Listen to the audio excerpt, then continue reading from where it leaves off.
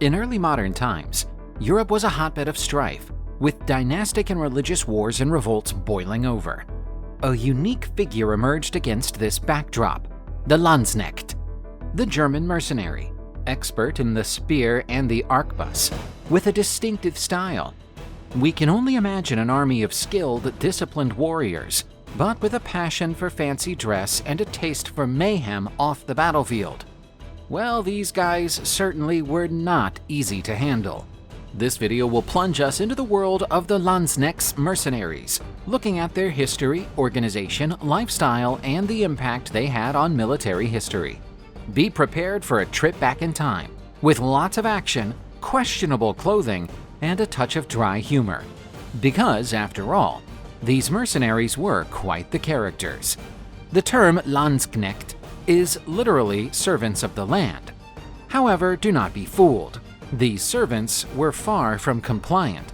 They emerged at the end of the 15th century, inspired by the Swiss pikemen who were popular at the time. The Holy Roman Emperor Maximilian I, having seen the potential of those Swiss warriors carrying giant spears, mused, "I want myself some of these." So, with the aid of experienced Swiss mercenaries, the Reichsläufer, the first Landsknechts, began to be trained. But these Germans were not only copies of the Swiss. They had their own twist to the recipe, with innovative tactics, such as ambushes, camouflages, and even smokescreens. Indeed, they were creative, and a bit daring. Ultimately, they were mercenaries and would fight for the highest bidder, even if it were against the emperor himself. Can you imagine the look on Maximilian I's face when he found out? But what made the Landsknechts so unique? Well, other than their ability with spears up to 5.5 meters long, which, to be honest, were not easy to handle, they mastered weapons like the halberd and the Zweihänders, a two-handed sword that could weigh up to 6 kilograms. Oh, these guys must have had steel biceps! The Landsknechts were not only a bunch of men with gigantic spears and swords that looked like twisted pieces of iron. They also knew how to use firearms expertly, including arquebuses. And do not think that it was just a matter of shooting ahead and then seeing what became of them. They were one of the first to effectively integrate firearms into infantry units, changing the face of European warfare. By the end of the 15th century, arquebuses were still dull, slow, and inaccurate, but the Landsknechts spotted the potential of these fire sticks to give enemies a good thrashing from a distance. They joined the firepower of the arquebusiers with cover of the pikemen, making an unbeatable duo. Whilst the pikemen made a wall of spears, the arquebusiers poured a hail of fire down on the enemies. This combination was ideal for dealing with the heavy cavalry that had dominated the battlefields until then. The pikemen would hold off the cavalrymen, and the arquebusiers would give them shock treatment. They used formations with 2 rows of arquebusiers, and the first knelt for the second to fire over the top. What if things got rough and the enemy drew near? No problem. They would use the butt of the arquebus to beat the crap out of the enemy. The arquebus was a versatile tool. It could shoot and crack skulls. Flexibility was the key quality of the Landsknechts. They adjusted to the terrain, the enemy, and the circumstances, changing their formations and tactics as needed. For example, in rough terrain, they split their formations into smaller groups to move more quickly.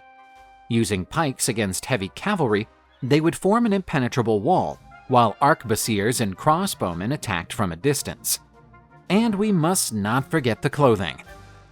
Clothes! While other armies wore sober, practical uniforms, the Landsknechts marched in a wild carnival of color and exuberance. Puffed sleeves, eye-catching garments, vibrant fabrics. They seem to have stepped out of a Renaissance fashion show, not onto a battlefield. But how did this style come about? Well, it was 1477, after a particularly bloody battle, believe it or not. Having their clothes torn and battered, the Landsknechts had the bright idea of patching them with scraps of fabric from enemy uniforms and flags. The result? A unique look that blended colors, textures, and a touch of avant-garde deconstruction ages ahead of its time. To complete the look, They wore extravagant hats, tight pants, and square-toed boots, known as cow's snout or bear's paw. To make sure their style was always flawless, they organized real fashion shows at the campsites with a jury and all. But do not think it was just a shambles. The Landsknechts were a complex military organization with regiments, companies, and a strict hierarchy. And most interestingly, they took part in the election of their officers. Democracy in the military? Who would have thought? This autonomy was uncommon for the time and gave the Landsknechts significant bargaining power. They bargained for better salaries, working conditions, and even swayed decisions in battle. And poor bastards who failed to keep their end of the bargain. After all, no one wanted to see a mob of angry pikemen knocking on their door. These German mercenaries left a mark on almost all of Europe. They battled in the Italian Wars, the German Peasants' War, the Siege of Vienna, and many more conflicts. In Pavia in 1525, they were instrumental in the victory of Holy Roman Emperor Charles V against the French. In 1529, at the Siege of Vienna, they fought to defend the city against the Ottomans. But their involvement in conflicts went far beyond these famous examples. If a nobleman needed seasoned troops and was okay with a few eccentricities, well, the Landsknechts were available. It should be remembered that they were not always victorious. At the 1513 Battle of Novara, fighting alongside the French, they were defeated by the Swiss mercenaries, their arch-enemies, and many of the men were executed. But they would get their revenge later by defeating the Swiss at the battles of Marignano and Bicocca. Whichever side had a good fight and a deep pocket of cash to pay them, they would be there. But no chance of ever duping these guys. In 1527, following several months of non-payment, the Landsknechts revolted and sacked Rome. Bloodshed and destruction were the result. The episode sullied the mercenaries' reputation and showed that discipline went out the window when it came to money. The Landsknechts' life was a roller coaster. Military discipline, bloody fighting, but also plenty of drinking, gambling, and, let's say, female company. They all lived in camps with their families, forming a traveling community behind the army. The atmosphere was chaotic and convivial. Brothel owners would rub their hands in glee when they saw a band of German mercenaries coming their way, always ready to shed some of the silver the fighters had in their pockets.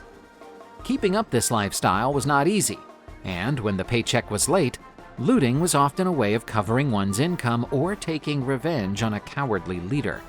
Once war ended, many became vagrants or formed gangs of thieves, prowling around Europe waiting for new opportunities to arise to provide their services.